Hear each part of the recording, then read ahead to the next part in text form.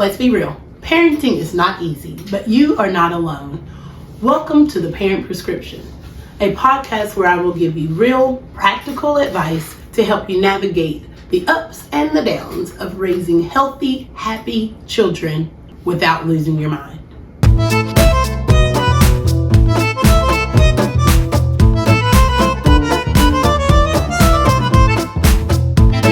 Welcome back to The Parent Prescription. Today's episode is a very special one as we continue the conversation surrounding autism, awareness, and the journey raising a child with autism. This time we're joined by a mother who is living this experience firsthand. She'll be sharing her personal story, the emotions, the obstacles, the victories, and the lessons she has learned while raising her child.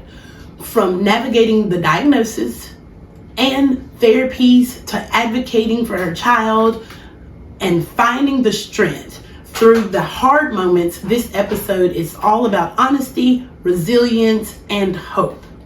Our goal is to help parents feel seen, supported, and encouraged, while also bringing a greater understanding to families who may be walking a similar path. So whether you're a parent, a caregiver, an educator, or simply wanting to know more about autism, we're glad that you are here. Now, let's get into this dose of Dr. C. Today's episode is very real, a very real episode. It's dear to my heart because people have questions. And sometimes, as a pediatrician, I don't have the answers. And I'm okay saying that. I don't have the answers, but I like to tap into resources and people that do have the answers or that has the experience that you need to know about. And so today I brought a friend of mine. Introduce yourself. Hi, I'm Lamoya Burks. Dr. Tracy Calloway's one of her clientele and sorority sister. See, you didn't even have to throw that in, but she Yes, did. I did. Hey. Okay, so we are still on the subject of autism. And so I talked about on the medical side of it, autism, but I want us to hear from a parent, okay? I want us to hear about their experience and anything that she would like to share. So can you just start off telling us, like, when did your child get the diagnosis? How did we even know that there was something different? So, mother intuition first. It was our first child together.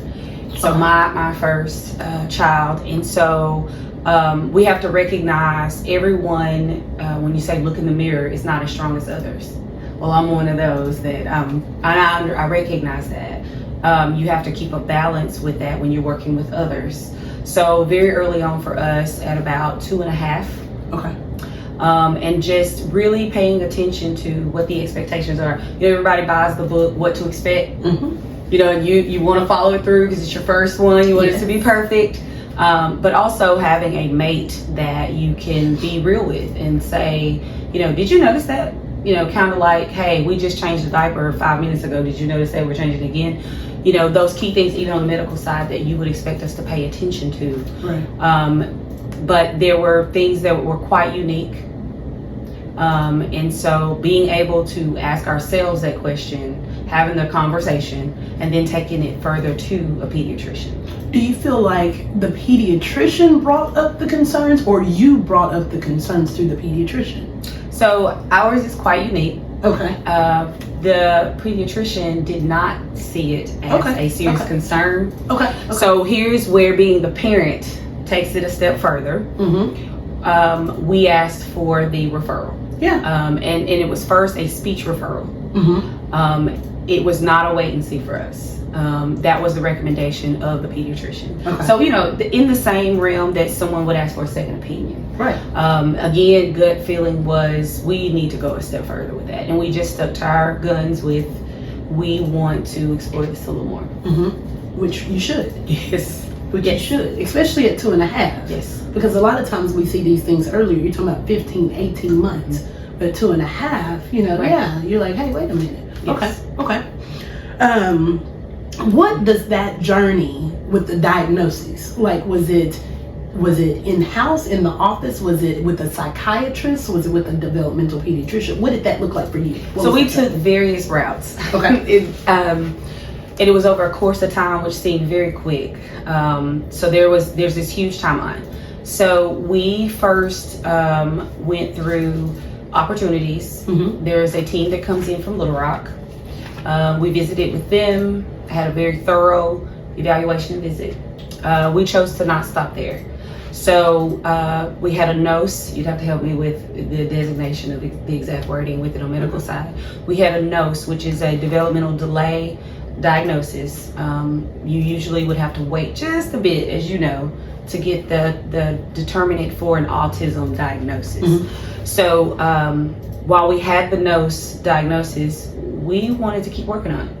Just as you would with a kid that goes into sports early, or, you know, those things. So we went a step further to find another type of pediatrician. Okay. We did explore that out of the city very quickly. With that came a same but different route of even the medical journey. So we wanted a head-to-toe evaluation.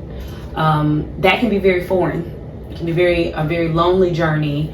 To those that just don't know. Right. So me being a person that reads a lot, it's the curiosity of what's next and what's all out there. So that led us to a functional pediatrician. Okay.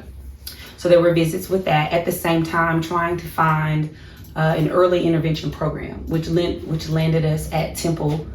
Temple's great. Yes. Temple Rehabilitation Center for Children for Therapy. Yes. Okay. Very good. Very good. Okay. Early on, did you feel supported?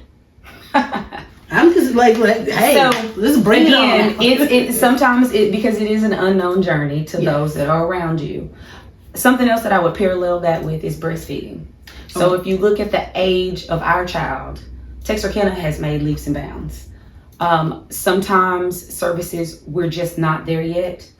You have to have the resources to get out of the city. That involves financial, you know, the time, the energy.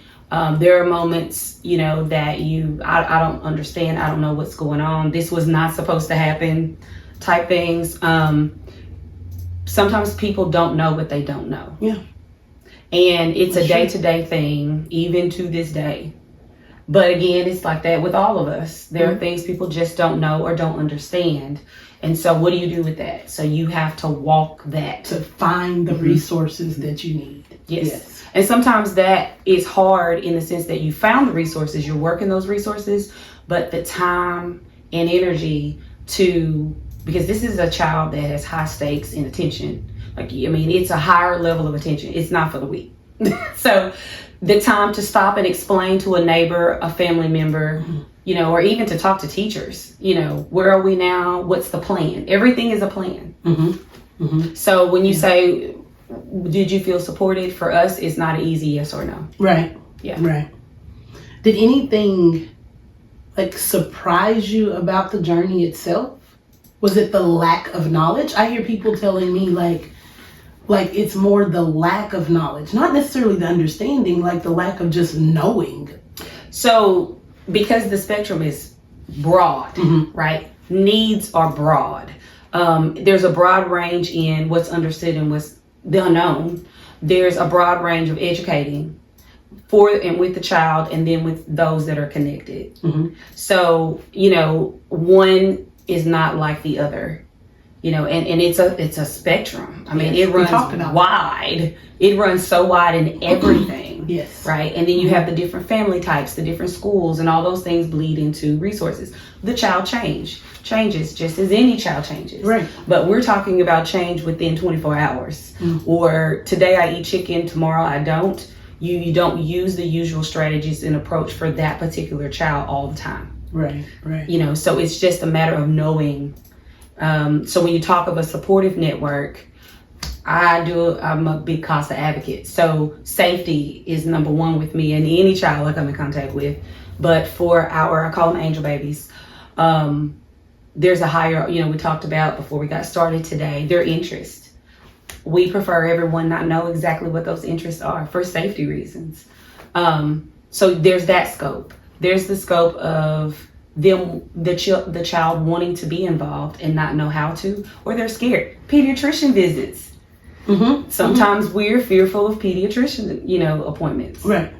Yeah. And understanding how and why takes a scope of looking outside of our peripheral as to why. Mm-hmm. And it takes a little more time to be able to make them feel comfortable too with certain things. Well, and the funny part with our baby is, right, when you can have this entire planned out, what you expect, and it could be the long route. You might walk in tomorrow with that plan and not need it, and you go like, wow, It's a good day. Today is a good day. And when you talk about intelligence level, I mean, we're talking about IQs through the roof, right? Mm-hmm. Their ability to process and show you it's sometimes we say, I would love to know what's all up there. So we're talking about a child at 2 or 3 spelling 16 lettered words. We're talking about putting 9-peg puzzles together at 8 months sitting up. We're talking about phrases and speaking in paragraphs before 1 and then it's stopping, right? So you have a varying journey of abilities. We speak of the abilities first rather than the defects or what they do not do. Right. But when you put that all together in the world, we may go to the park today. We may not be able to handle a concert, or there's a smell in the room, or, those things. Or what have I heard you say? Because some people think the lesser route, they don't understand, they don't know. They hear everything. They actually hear more than we do. Like a plane very far off that you don't hear. But again, that's intelligence level too. And sometimes those are things that are forgotten. Gotcha. Limited resources. What challenges? You've talked about a little bit of it because you had to do a lot of leaving out of the city. But what challenges did you face when trying to get the resources? So the financial aspect is huge. So for example, for a dog, there's all these approaches and arguments about dogs in grocery stores. There is a need, and it can be very helpful for a child with autism to have their dog, right? Not even just for comfort, for navigation. Just as if someone has a diagnosis of being blind, they have uses. Those dogs are expensive. They have to be trained, and then, just the normal upkeep of a dog. To understand and continue to be educated that this is not a dog that you play with. This dog is on the job day to day, right? Resources for therapy, the co-pays, the time spent for that, your safety navigations in your car. Some don't wear, for example, jeans. Yeah. Now, we've been lucky enough, and I do not believe in luck, blessed enough, that our child doesn't have particulars about his clothing. Yeah. Some people battle that. Others, it's food. So when you take all that together, when you speak of resources, it hasn't been that long that we've had feeding therapy, that we've had, group play. When our child came along, a lot of that did not exist. So a lot of times I created it in our house, which was extremely exhausting after being, in a career field and you have an additional child or children. Right. So the other resources is medical. Other than just going to a pediatrician, ear, nose, and throat, we have a specialized dentist. Yeah. That's out of town. Now, I do have mother friends of our babies that have been very fortunate that in town we do have patient doctors or pediatrician or dentist, but it's not the all-in-one approach. It may work for 2 and not for the other 15. Right. And some have medical needs. Our child, fortunately, doesn't, other than a few allergy flares. There are others, they need other supports or nurses to go to school with them. Yeah. Who gives you, where do you find the resources?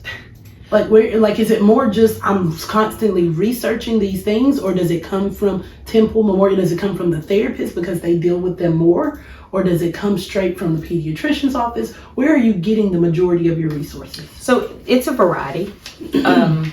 Reading, literacy is everything, but also sharing. So I've always connected to families out of the area. When you go into the North Texas area, for example, there are support groups. There are schools. So, social media is a thing. Follow one of the schools to learn. There are networks of mothers that talk and ask questions in forums. There are social, meeting spaces. A lot of that, again, we're finding that in the city. But what we do have here in Texarkana is through your therapy centers, Texarkana Therapy Center and Temple. There are resources that are available to you that way.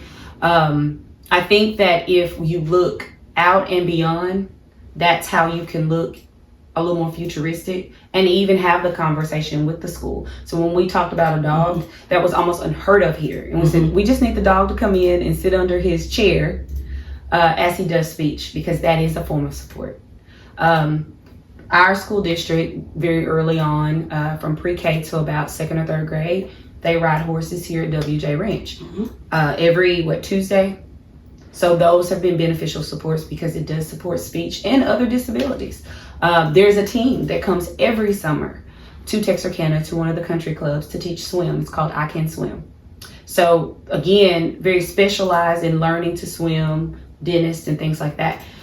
This is where you really do want to search and seek. Yeah. But it's very important that we talk to each other. Is there a website, or for Texarkana, is there a site that you go, hey, let's join this Facebook group? So there are some, and I will mention someone that's very, very, very critical in the Texarkana area. There's several. Angela Murphy. Okay. Is one. They've had walks in the past. They've had workshops. Nationally, I advocate very much for an autism network. Okay. So just as you advocate for literacy or child care, there is legislation for autism. We go to Austin, when it's time to advocate, talk to the legislatures. There on that website or that following, there are, resources there, where to go, how to go, when, so it's kind of like a plethora, again, a path of following. A lot of the mothers, we do talk to each other. When you go to what you call an ARD meeting, which is an annual meeting or more at schools, diagnosticians, we've been very fortunate. Dr. Summer Gibson, who is a PhD in disability support services, was with our school district. She came from the Dallas area. So it's a thing of resources from people, like referrals, and it is a search and seek process. Okay. Let's see. What kept you going? A couple more questions and then we'll be done. This is good. I like this. What kept you going? Through the tough times where you say, oh gosh, I feel so alone in this. Nobody is understanding. I'm having to do it by myself. What kept you going? It's my baby. It's your baby. One of two of my babies among a million, but one of two of my biological. The understanding that he was given to us, and the conditions are not always comfortable, right? And it's not a comparison to another child or comparison to either our other child. These days will be Peloton, which our teenage years have been a bit easier. It's the navigating into becoming a man, that we're looking at that scope. Very early on, there are days you don't remember. You rely heavily on pictures, and the joyous gains that you have. They may not be as quick. Today your kid rides a bicycle. Normally they were riding by 6. It may be 8. And understanding that that's okay, right? Yeah. That's the design. Everything to me is in design. And then we add the wealth of love because that's our child to it. So, I always go by the me versus me. It's him versus him, right? How do you nurture and support a child in thriving? That does not change. The mental capacity of it for you, and your spouse and those that are your network. Everyone doesn't have their people. When you don't, leaning on what you do have is very important. It is very mental. Yeah. It is extremely mental because, the birthday parties, the prom, which we do a prom here for our angel babies, our autistic or disability babies, but the very neurotypical milestones, or activities that kids, you may not, or it may be delayed, or there's a different design, but just living in it, and knowing that maybe not today, but maybe tomorrow. Gotcha. I know potty training was one of the big things when I talk to parents. It's like the potty training, the expectation that you have may not look the same. So we were told maybe not at all. We actually, it was the opposite. We were potty trained by 30. And actually it started at 17 months. So we had some medical challenges, some gastro, which also was in our journey out of town. So with that, once we got that aligned, that solidified it for us. So some of these things, it's what do you believe and what will be fact, right? And that those things change sometimes. Now there are people that they don't get the gain of potty train, you know, so that may mean adult diapers, you know, and that bleeds into what does this look like holistically as a lifestyle. So potty training is an example for us. It was very neurotypical. You know, we just had a little medical tweak in it. So it varies. What does success look like for you and your child and your family now? I guess I'll end there. I've got so many. Well, we have a child that is huge, and for us, we're jovial about it. What that says is it's like a plant. This plant is thriving. A smile. He has a humor. Lord, he has a sense of humor. We are almost on the brinks of high school. You know, he has his favorite things, his favorite outfit. You know, those are the things that, you know, because he's here living in this space with us. Just as our other child has his favorite things, his wants, his things he doesn't like, the teachers, the schools, he loves to travel.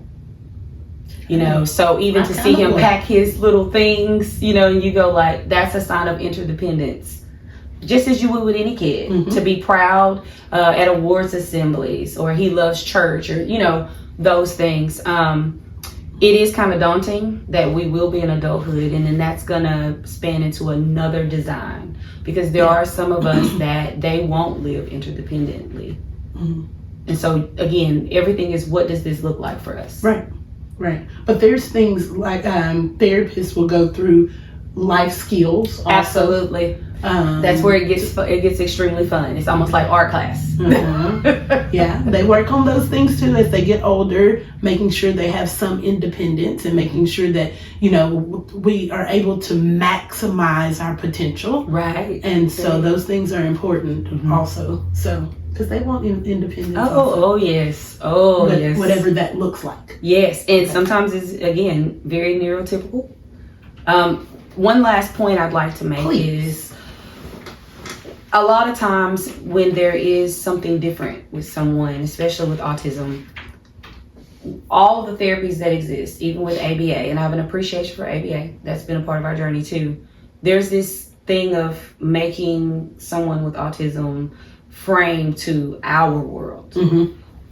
I think that it's important that we're peering to theirs, right? It's just like if you and I think different. You see it from this way, I see it from another. That's how it is with autism. So, you know, instead of, you know, we must be quiet in this room always, or we've got to do a step 1 to 5, try 5 to 1. Or, you know, when there are tweaks, get in with them. You know, I think that those expectations are what makes the world what it is. If we were all the same, you know, what would we have to look forward to? Yeah. And we've seen those historically that have given us great gifts through autism. We got Bill Gates, Albert Einstein, and here's something else to think about. How many among us are that do not have the diagnosis or do not know? Oh yeah, definitely. Because the range is it's so broad. And you know, again, a mix. It's so broad. Things people know that, and we don't know. Girls are underdiagnosed. We know that, doctor, don't we? I've seen children, they don't migrate out of the diagnosis, but on the surface, you wouldn't even know. You know, yeah. And that's growing through. So if you were at 1, you may be at a scale of 5, Mm-hmm. Yeah, these are important things to know, just because, like she mentioned, and we talked about this, not last week, but the episode before, the range. When you talk about a spectrum, you can talk about the very mild, where literally there's just some things that annoy me or that tweak me, and I've got a few nuances, but other than that, you would not even be able to tell at all, versus the really severe, which is what people think it looks like, right? And so we talked about that range and how it looks, but yes, being able to step into their world, to have a greater respect for everybody, even differences, period. Like, just to have a greater respect for people where they are. I love it. I think we should end there. We might have to bring her back. I had some more questions on my list. But no, I really, really, really, really, really appreciate you for coming and talking. That's personal. That's personal, but the only way that, like, I can't give you that personal experience. I can give you my information from the patients that I see and that I love on. I can tell you what I've heard and what I've talked to people about and the challenges that they've had, but I can't tell you a personal experience. I can't give you that. So I gravitate and I ask people, do you mind sharing? And she was gracious enough to come and share with us her experience with their diagnosis and how they've managed it and how they've gotten through and become successful with it. And so I appreciate you, Miss Lamoya, and thank you for joining us on this podcast. I'll see you next week. Share this, like it, all that stuff. Thank you.